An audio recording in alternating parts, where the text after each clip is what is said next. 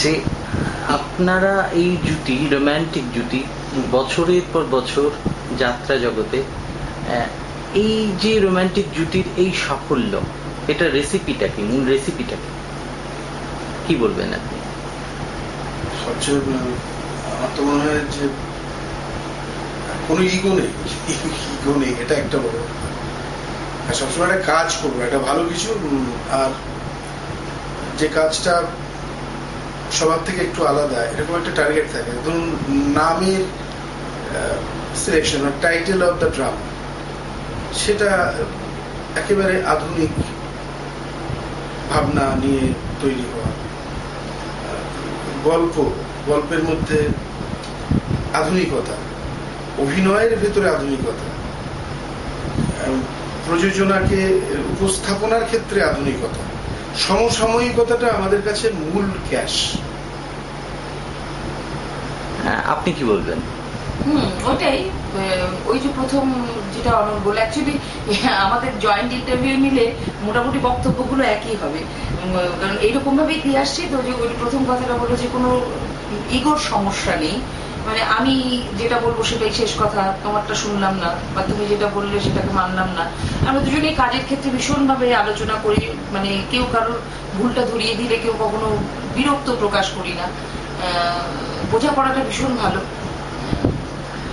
এটা একটা মানে অন্যতম সাকসেসের কারণ, বোঝাপড়াটা ভালো। প্রথম কোন সালে আপনারা একসঙ্গে শুরু করেন? কাকতালীয় ভাবে আমরা দুজন 1984 সালে শুরু করেছিলাম, কিন্তু শুরু আমাদের মানে আমরা দুজন আরম্ভ করেছি যখন 84 সালে, তখন আমরা কেউ কাউকে চিনতাম না। তখন ও একটা অন্য ইউনিটে কাজ করতো, আমি একটা অন্য ইউনিটে কাজ করতাম। তারপরে এটা চলতে চলতে দীর্ঘ প্রায় 12 বছর, 12-13 বছর পর আমাদের সঙ্গে দুজনের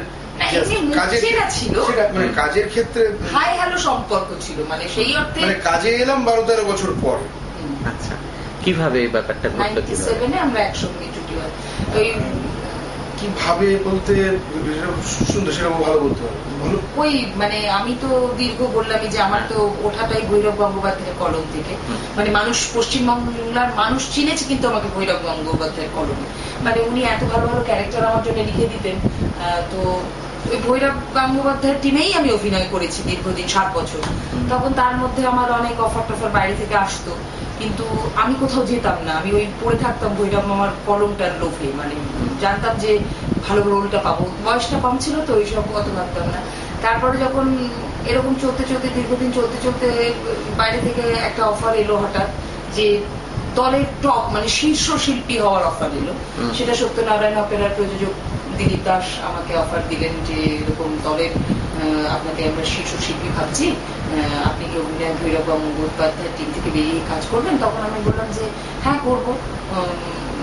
তখন আমার মনে হচ্ছিল যে এইবার বোধহয় আমার নিজেকে যাচাই করার সময় হয়ে এসছে, যে আমি অনেকটা দিনই তো ভৈরব মামা, আমি মামা, আমাকে সবাই ভৈরব গঙ্গোপাধ্যায়ের মানুষ কন্যা বলে, সমস্ত যাত্রা পাড়া বা যাত্রার জগৎ বা দর্শক সবাই জানে ভৈরব গঙ্গোপাধ্যায়ের মানুষ কন্যা মানে কাকুলি চৌধুরী। সে নিয়ে মামার দল থেকে বেরোনো নিয়ে খুব মান অভিমানের ব্যাপারও হয়েছিল, কিছুতেই ছাড়তে চাইছিল না। তো আমিই বলেছিলাম যে তুমি যে এতদিন আমাকে ধরে তৈরি করলে, এতদিন তুমি বাজারে আমাকে ছেড়ে একা ছেড়ে দেখো যে আমি কি শিখলাম তোমার কাছ থেকে, নাহলে আমি সারা জীবন তোমার হাত ধরে হাঁটবো, আমি একা হাঁটতে শিখবো কবে তাকে।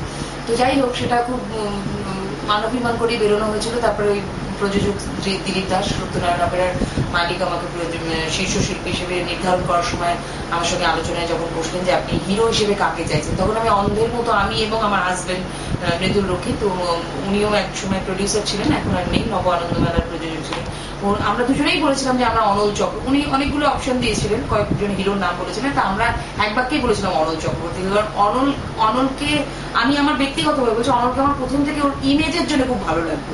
ওর ইমেজটাই এত শান্ত, একটা নম্র সভ্য ভদ্র ইমেজ অনলের, যেটা আমাকে খুব অ্যাট্রাক্ট করতো। সেটা আমি ভৈরব মামার দলেও অনেক সময় বলেছি, অনলকে নাও না, অনলকে নাও না, অনল খুব ভালো, মানে ওর ইমেজটা এত সোবার ইমেজ, ওই জন্য খুব অ্যাট্রাক্ট করতো আর কি। তো ওই দিলীপ দাকে বললাম যে আপনি অনল চক্রবর্তীর সঙ্গে যোগাযোগ করুন, আমার খুব অনেকদিনের ইচ্ছেও অনলের সঙ্গে কাজ করার, তো আমার মনে হয় এটা ভালো হবে খুব। তো তারপরে অনলের সঙ্গে যোগাযোগ হলো, তারপরে কাজ করতে এলাম, বন্ধুত্বটা নিবিড় হলো। নিবিড়টা এমন জায়গায় গেছে এখন 18 বছর পর, এখন আমরা we are very much close এবং উই আর ফ্যামিলি ফ্রেন্ড। পারিবারিক বন্ধু, আমরা একেবারে পরিবারের একজন, আমরা অনল আমাদের পরিবারের এবং আমরাও অনলের পরিবারের সবাই হয়ে গেছি আর কি। তো সেই থেকেই আর কি চলছে, মানে অনল। আর এখন তো এমন হয়েছে মানে অনলকে, অনলের সঙ্গে অন্য কোনো নায়িকা বা আমার সঙ্গে অন্য কোনো নায়ক পশ্চিমবঙ্গের দর্শক মেনেই নেবে না। তো সেই জন্য আমাদের অনেক অঙ্গীকারবদ্ধ। কিন্তু ঘটনা এটা অনেকেই বলে যে আপনারা কিন্তু যেন না ভাঙে, আমরা কিন্তু বাড়ির সামনে গিয়ে কিন্তু স্ট্রাইক করবো, আপনাদের জুটিটা যেন কোনোদিন না ভাঙে। তো আমরা বলি যে না না, যে ভগবান যদি তুলে না নেয় কাউকে একা, আর যতদিন বাঁচবো সুস্থ থাকবো। আমি বলি দাদু দিদিমা করে রিটায়ার, আমরা নায়ক নায়িকা করছি এখনো, দাদা বৌদি বাবা মা, তারপর দাদু দিদা করে রিটায়ার করবো। আপনাদের কোনো চিন্তা নেই, কোনো ভাঙার কোনো অবকাশ নেই। একটা প্রশ্ন করি যে এর আগে জুটি বলতে যাত্রা জগতে অরুণ দাশগুপ্ত, বীণা দাশগুপ্তা, তারপর দেবগোপাল বেলা সরকার, জ্যোৎস্না দত্ত গুরুদাস ধারাও ছিলেন। কিন্তু এই যে রোম্যান্টিক জুটি সেই হিসাবে আপনারা মানে এটা একেবারে স্বতঃসিদ্ধ ব্যাপার হয়ে গেছে এখন যে রোম্যান্টিক জুটি একটাই আছে।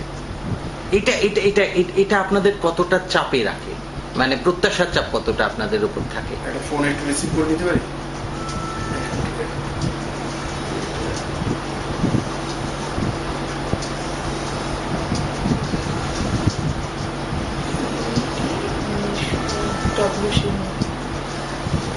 হ্যালো, বলছি। হ্যাঁ বলো। কাল যাচ্ছি। হ্যাঁ, আমি সেকেন্ড হাফে যাব। আমি একটু ফাঁকা টাকা থাকবে সেই সময়টা যাবো। হ্যাঁ, ঠিক আছে। হ্যাঁ, যেটা বলছিলাম যে প্রত্যাশার চাপ, ভীষণ চাপ। মানে আমি জানি না ও কি ভাবে, ও কি কতটা প্রত্যাশার চাপ নিয়ে থাকে, কারণ ওর এমনিতে নিজের অনেক চাপ, সেদিক থেকে আমি অনেক চাপ মুক্ত। তারপরেও কতটা ভাবে জানি না, হয়তো ও ওদিকটায় বেশি চাপে আছে বলেই নিজের সংসার, নিজের পরিবার, বিশেষ করে সন্তানকে নিয়ে এখন তার এডুকেশন, বাকি চাপটা ওকে নিতে হয় না বলেই কি না জানি না। আমি কিন্তু প্রচন্ড চাপে থেকে এই কারণে। চাপটা আমারও থাকে, চাপ বলতে ডেফিনেটলি সরকারি চাপটা বিশাল চাপ, কিন্তু রাহুলও আমার এই চাপটা যেটা আমার কাছে মনে হয় যে এটা এখন একটা এমন একটা সন্ধিক্ষণ। এই সময়টায় টু বি ভেরি ফ্র্যাঙ্ক, এই সময় একটা লেখা কিংবা একটা চরিত্র করার ক্ষেত্রে কিন্তু অনেক সতর্কতা অবলম্বন করতে হচ্ছে, করা উচিত। এই সময় কতটা কি আমাকে করলে মানাবে না মানাবে সে ভাবনাটা এখন কিন্তু আসার সময় এসছে। সো এই সময়টাতে যদি একটু এদিক ওদিক হয়ে যায় তাহলে কিন্তু মানুষের কাছে প্রত্যাশা ভঙ্গ হবে। এটা আমাদের দায়বদ্ধতা, মানুষকে ঠিকঠাক এতদিন যেভাবে আমরা আনন্দ দিয়ে আসতে পেরেছি, যে কারণে একেবারে সোনার থালা নিয়ে মানুষ দাঁড়িয়ে আছে আমাদের জন্য, সেটা যাতে আরো দীর্ঘদিন থাকে তার জন্য আমাদের সময়োচিত ভাবে একটা ভাবনা ভাবতে হচ্ছে। সেটা কিন্তু খুবই ভাবি, আমি তো ভাবি ভীষণ। না, আমিও ভাবি, সাংঘাতিক ভাবে ভাবি, কারণ মানুষের এত প্রত্যাশা। মানে কাকুলিদি অনলদার বই মানে একটা অন্যরকম কিছু, ওনারা দি বেস্ট, ওনারা মানে আপনাদের বই দেখতে আসি সমস্ত সারা বছর অপেক্ষা করে থাকে, মুখে থাকে ন্যাচারালি এই কথা যখন দিনরাত উঠতে বসতে শুনতে হয় তখন একটা চাপ সৃষ্টি হয়েই যায়, একটা ভয় থাকে যাতে সন্তুষ্ট করতে পারবো তো গত বছরের থেকে ভালো করতে পারবো তো, আরো আগামীতে ভালো কাজ করবো। এই চাপটা সবসময়, যতই সন্তানের চাপ থাকুক, আমার একটাই চাপ, সত্যি আমার সন্তানের চাপ, ঘটনা, কিন্তু এটাকে বাদ দিয়ে এই চাপটাকে আমি অস্বীকার করতে পারি। আমার দর্শকদের উদ্দেশ্যে একটা কথাই বলার আছে, আপনারা কেউ একেবারে ঘাবড়াবেন না, যত চাকরি আসুক না কেন আপনাদের ইচ্ছে, আপনাদের প্রত্যাশা পূরণ করে দেবেন। আপনি তো এখন একটা নতুন চাপ নিয়েছেন অভিনয়ের বাইরে, সহ নির্দেশনাতেও রয়েছেন এই মুহূর্তে পালায়। হ্যাঁ, আমি মানে অনলের কলমে আমাদের জুটির 18 বছরে 16 বছর অনলের কলমে আমরা কাজ করছি। আমি 16 বছরে ধরেই কিন্তু আমি অনলকে অ্যাসিস্ট করে আসছি। তো এটা আমার নতুন না, 16 বছর ধরে আমি ওকে হেল্প করে, মানে ওকে, মানে এটা আমার নিজেরও একটা চর্চা হয়, নানান রকম ক্যারেক্টার অনেক বেশি রঙিন হয়। আর ইনফ্যাক্ট সত্যি কথা বলতে এটা তো আমার ভালো লাগার একটা ব্যাপার, আমার ভালো লাগে কাজটা। হ্যাঁ, না, আমার এই জন্য প্রশ্নটা করলাম যে যাত্রা জগতে খুব হাতে গোনা কয়েকজন যারা নির্দেশনার সঙ্গে রয়েছেন, মহিলা শিল্পীদের মধ্যে রুমা দাশগুপ্তা রয়েছেন এই মুহূর্তে, যারা রয়েছেন তারা রুমা দাশগুপ্তা ছাড়া আপনি রয়েছেন এই মুহূর্তে, আমি যতদূর জানি।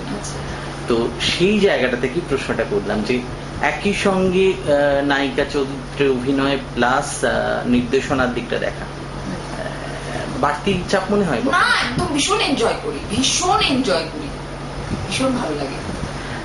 শেষ প্রশ্ন করব, যাত্রা জগতে একটা খুব প্রচলিত ধারণা তৈরি হয়ে গেছে বা একটা ট্রেন্ড তৈরি হয়ে গেছিল যে ফিল্ম থেকে যারা আসছেন তারা নায়ক নায়িকা, রোমান্টিক নায়ক নায়িকার অভিনয় করছেন, যাত্রায় সেগুলো সুপারহিট হচ্ছে, এরকম একটা ধারণা কয়েক বছর ধরে চলছিল।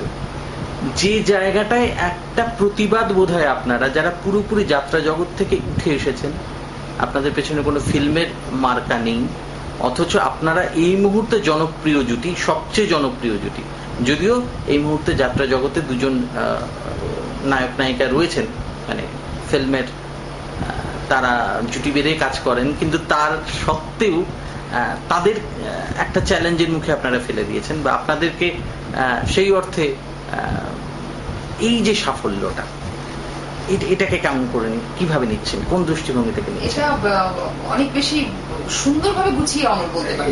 একটাই জিনিস, সেটা হচ্ছে যে এটা দেখুন সবকিছুর মধ্যে একটা ডেডিকেশন দরকার, একটা টাইম তো একটা ফ্যাক্টর।